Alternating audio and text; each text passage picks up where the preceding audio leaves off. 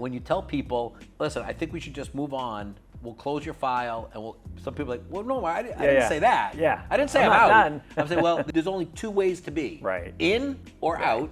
And if you're in, this is the steps. Yeah. So if you're not going in down those steps, you're out. You're out. So Chris, as we're talking about due diligence process with our candidates, we always come up with the franchise disclosure document, the FDD. Why don't you talk a little bit about how you prepare your candidates for the FDD discussion? When do you do it? Just a little bit about how you help them help themselves regarding the FDD. So I have to prepare them to say you're going to receive a very large document, and it's riveting reading. But at the end of the day, the FDD is designed to basically say anything and everything about that particular franchisor. And I always tell everybody, I know a lot of my candidates, they want to get all the FDDs for all the brands they're looking at, and I usually just say, don't do that. That's a huge hurdle in regards to trying to understand. You want to go ahead and get through the whole process first, and then when you start narrowing it down to that first two, then you want to start looking at that. But my education side of the FDD is everything that's in there, it's of value, and it's something that you should definitely read over.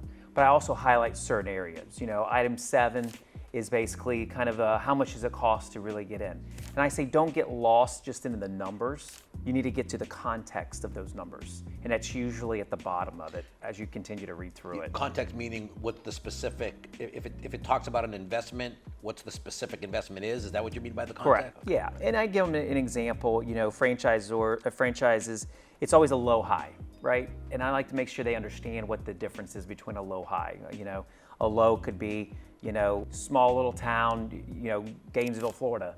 But the high could be, you know, Georgetown, DC. Sure. So I say you always have to kind of understand, and it's also a disclosure of those units that were open and kind of the flow of the numbers between the two. So that's the first area I like to tell them to go look at. And of course, everybody wants to go to item 19, which is the earnings disclosure. I always tell them the exact same thing. Look over it, read it, have a good understanding. But for the most part, those are averages. There's a story behind all those as well. So, but at the end of the day, I do encourage them, because I know sometimes they go, I'm just gonna have an attorney kind of look after it and everything. But I say if you can, you should read over it. You should have a good understanding of this particular brand. Yeah. I find that most of the candidates want to flip right to item 19, right? Yeah. They want to, what's the numbers? And as we all know, the numbers are gross sales numbers. Right. Can you spend a minute talk about how you work with your candidates if they want more than that? If they want more than just what the FDD is providing from a financial standpoint? Well, the way we do it in the franchising world, it's validation. You know, validation is really you're going to get some solid understanding of how numbers are created and worked with. Really, the reality is item 19, franchisors don't have to put anything in item 19 if they really don't want to. So I think it encourages them to put something in there because obviously it gives a better understanding of what that system encompasses. But validation is usually where you're going to get more to the nuts and bolts. But I also like for everybody to understand the highs and lows of a brand because I think that there's always a story behind it as well. You know, I know another area is item 20 when it comes to the territories that have opened and closed and stuff like that. You know, that becomes a concern for some individuals as well.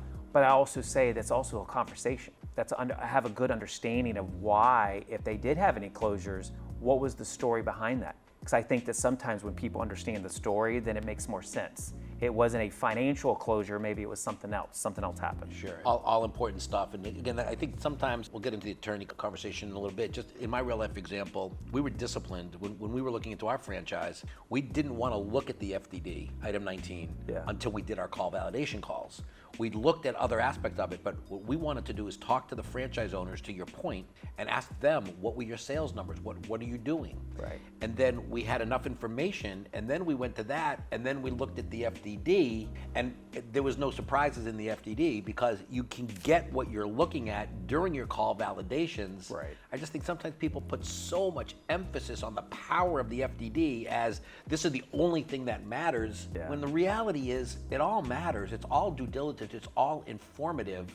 Most of it you've got to do on your own, But there are franchise attorneys out there who will help you for relatively low dollars understand what you have to know about the FDD. So we're like, great, let's let our attorney explain that to us. Let's roll up our sleeves and do what we really need to. Item 7, want to talk a little bit about how you guide or coach a candidate as it relates to the expense items, the line items in that FDD? So Because you said it's a range, right? It's a range. It's at a range. It's also based on, kind of the data that they've collected as well. Because, FDDs, I like to also educate everybody to understand that an FDD is updated every year. And it's updated every year, so it's usually in April and May, and those are the times that April they're data gathering and doing the audits and things like that, and then in May is when they're refiling in all the different states and the registration states and stuff. So I want them to understand is it's a year's information prior.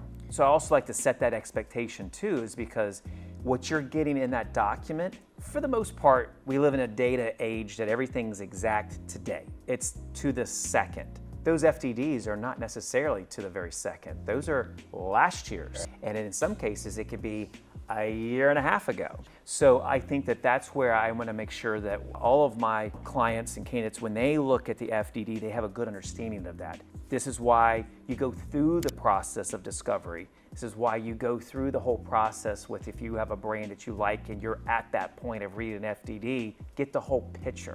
And so yes, item 7 is a good one. It's a good starting point. How much does it cost to open this territory? There it is. Yeah, it's very helpful. And the range, like you, I tell them, go to the high end of the range, because worst case scenario or best case scenario, it'll come in under, but look at it at the high end.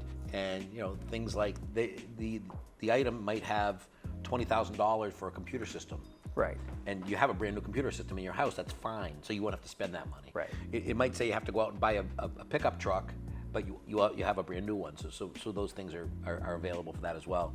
And at the end of the day, I think we're saying the same thing. The FDD, again, for anyone looking at the video who doesn't know, it's mandated to be done on an annual basis, and it includes franchisees are obligated to submit their sales numbers for the full calendar year. So just last month, May of 2025, the FDD is going to come out for 2024. So even the most current FDD to give to a candidate is going to be 6 or 8 months old. Correct. We have to explain that to them as well. So you don't want them to think, what are they holding out on me for? It's just the system and the process, the way it goes. Yeah. Anything else about the FDD that you'd want to share? No. I think that it's a valuable part, obviously, to make sure that you're making a good educated guess, not a guess, but an education of the particular brand. So I think it's a very important thing.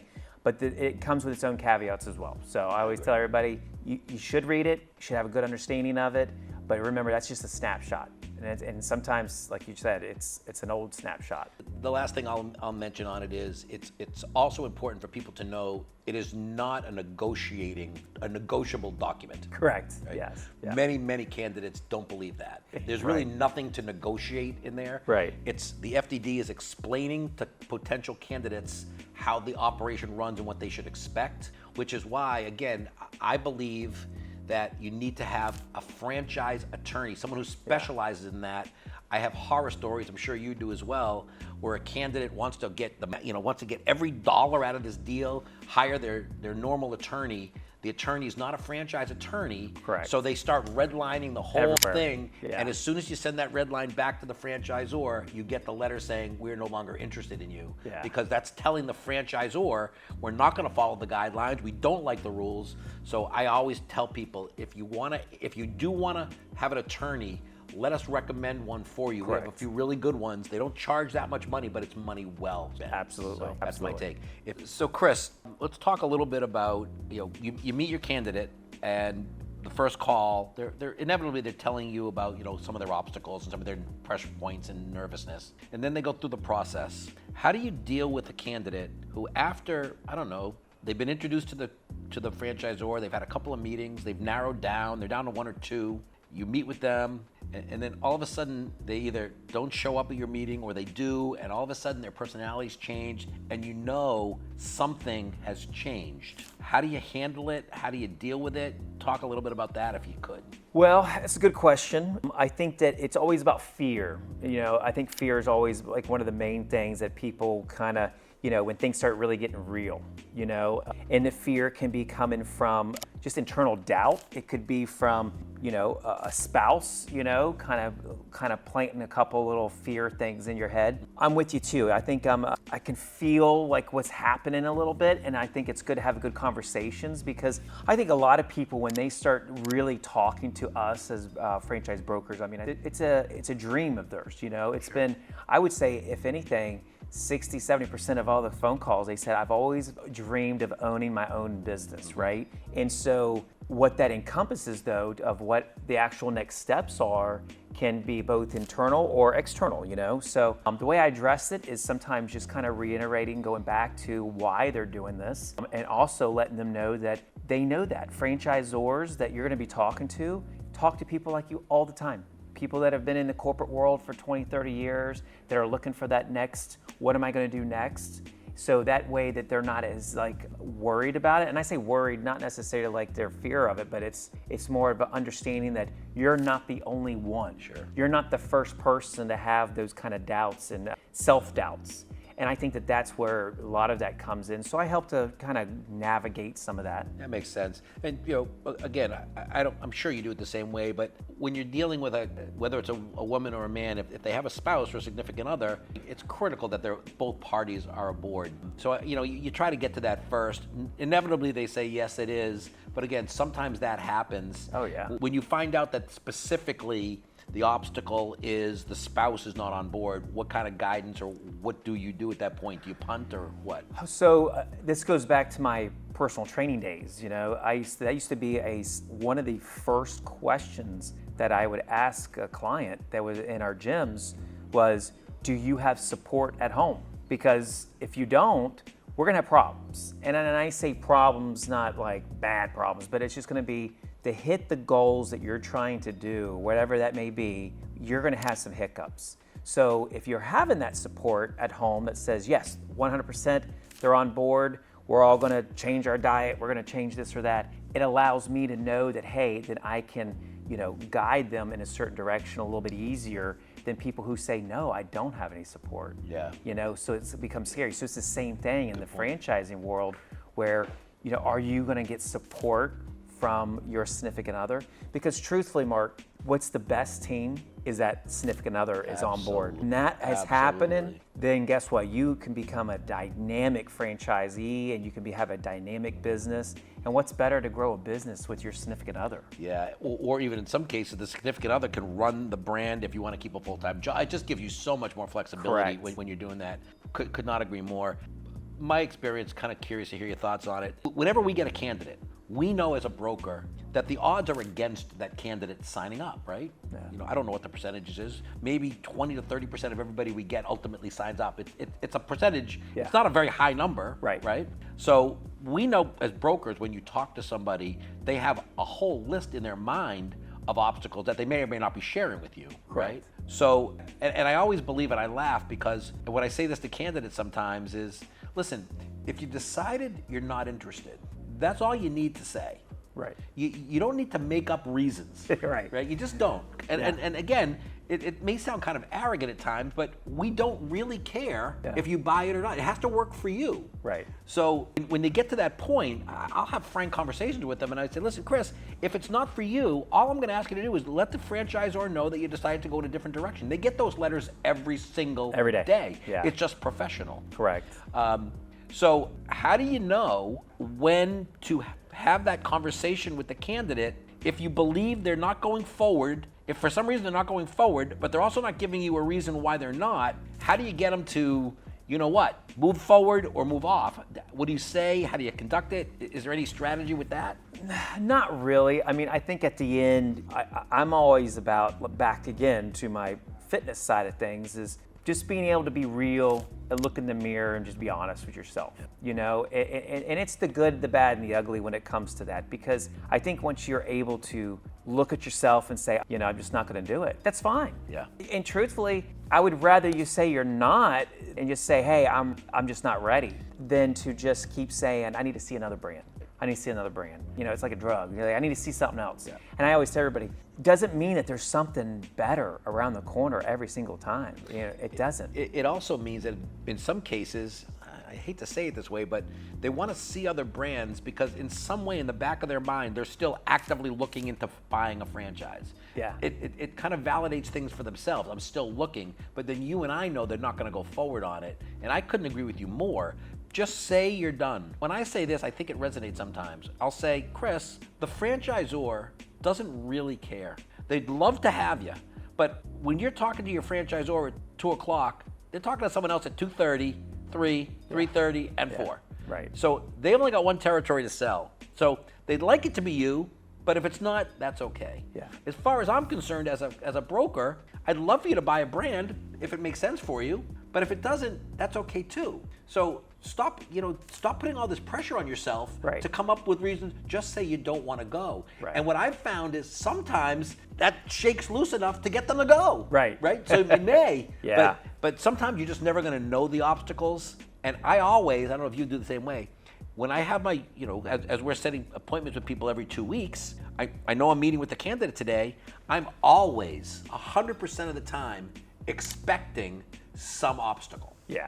Because if you don't expect it, you kind of have a head in the sand mentality. There's going to be something. Yeah. And I think it's kind of our job to try to be proactive with it. Chris, everything going okay? Anything changed? And if it does, kind of address it. But it always ends in the same thing. And when you tell people, listen, I think we should just move on. We'll close your file, and some people are like, well, no, I didn't say that. Yeah. I didn't say I'm I'm not out. done. I'm saying, well, there's only 2 ways to be. Right. In or out.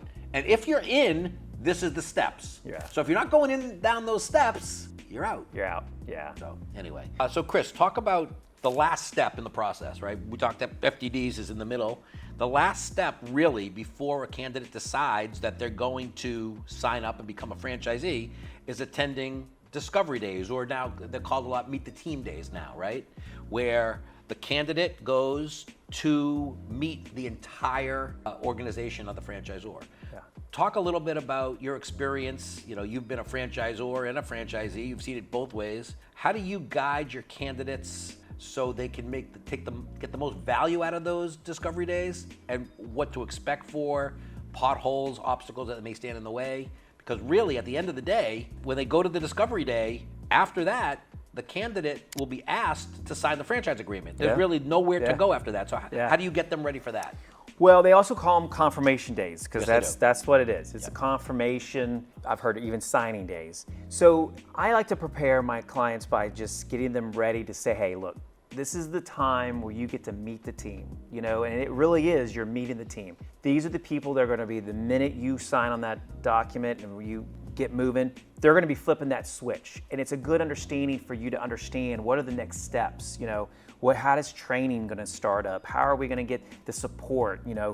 What do we do next? Because it really, if you think about it, it's a daunting thing. You've gone this whole journey and it's been weeks and weeks, sometimes months and months, and then all of a sudden you are now at the point where you have signed off on the territory that you're going after.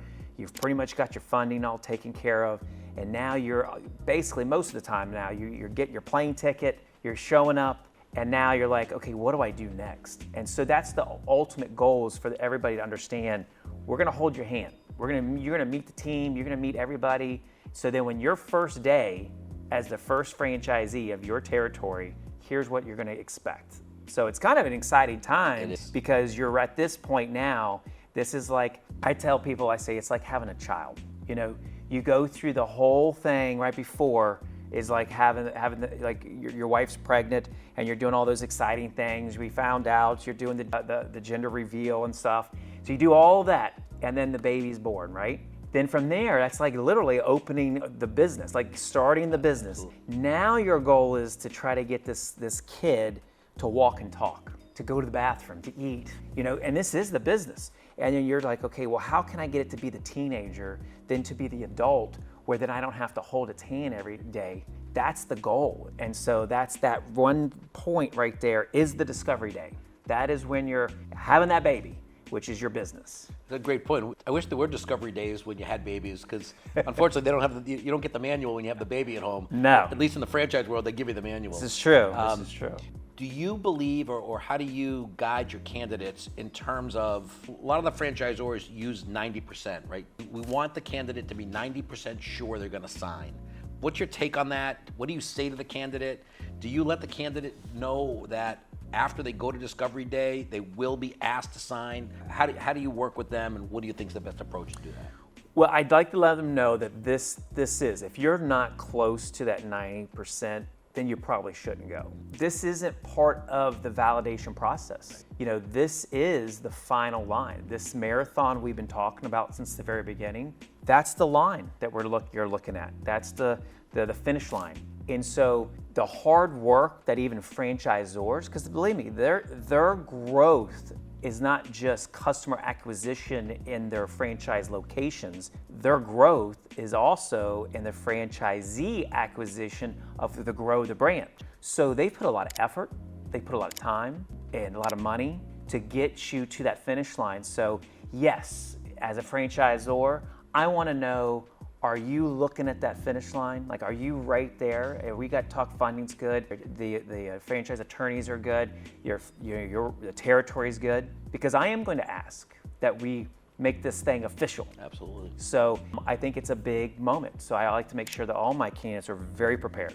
Yeah, it's to be taken very, very seriously. It's not a social hour. Correct. Even though they tend to make it a lot of fun because it's camaraderie. I also believe, tell me if you agree, that the franchisor, since you're meeting the team, they are also, this may be the first time that the CEO or the head of marketing is meeting the candidate. Right. And they have the ultimate say as to whether or not that territory is going to be awarded. True. The franchise development person that we're introducing our candidates to and walks them through the whole process isn't the decision maker at the end of the day. So do you spend any time talking about that with them and how they have to understand that in a way it's an interview, or do you stay away from that and just let their natural personalities take over? I basically tell them this is still an interview. Yeah. You know, this is right up to the point where you're meeting the team, and I say you're breaking bread. I mean, at the end, this is a business transaction, but it's also a relationship transaction. Are we going to get along for the 10 years of this franchise agreement? Yeah. That's the truth. It really is the truth. It really comes down to, okay, we're going to spend some time together. Usually it's about 2 days, but it's about a day and a half. Can you find a lot out in those a day and a half? Probably. But yes, now you have a leadership team that is spending time with this team, these potential candidates. So then they get their own assessment, you know? So if everybody did their job right and this candidate is at the right location, then it should come out. It should come out of excitement that, hey, we're getting ready to move forward. And so I try to prepare them for that, Yeah, that's a great point. I've actually even started, in some cases, with the right candidate that is, to have them, after the introduction phase, because they're all doing it differently, and when they have a chance to ask questions, because that's the best part of it, is the candidate can ask questions of the CEO. What's the future path of the company? So have that list of questions. But I always say, when I role play with the candidate, I say, before you even ask them, the first question you should ask everybody in attendance is, what is it you need to know about me as a candidate? Yeah, it's good. Because what I find is when you do that, if someone's confident enough to ask that question, what you're saying to those people is, hey, I know why I'm here. I'm here to be evaluated just like I'm evaluating you. So let's cut to the chase. What do you need to know about me? And it also kind of, I think, surprises a lot of the people on the other side.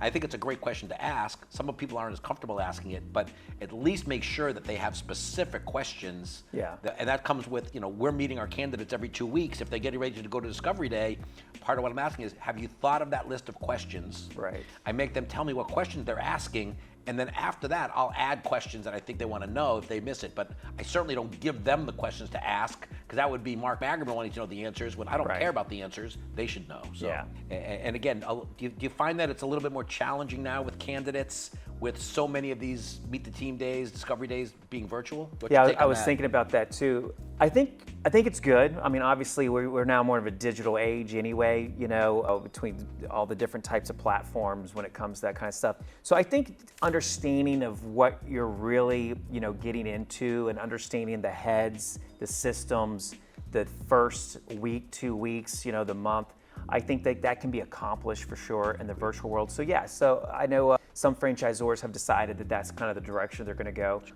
But at the end of the day, the whole concept in general for discovery, by that point, discovery is almost misleading at this point. I was just gonna say the same, because it's not a you've probably discovery already anymore. done all the discovery. Right. This is a confirmation. This is, we are good, we're moving forward, and they're excited because they're not just excited if it's another sale. No, they've excited because now they got a new territory, they got new franchisee that they get to go ahead and kind of launch out of their system. So it's a big day. Yeah, it's a great Yeah. point. And again, it's not Discovery Day because they shouldn't be learning anything that No. they haven't already heard or read Correct. about that brand. Correct.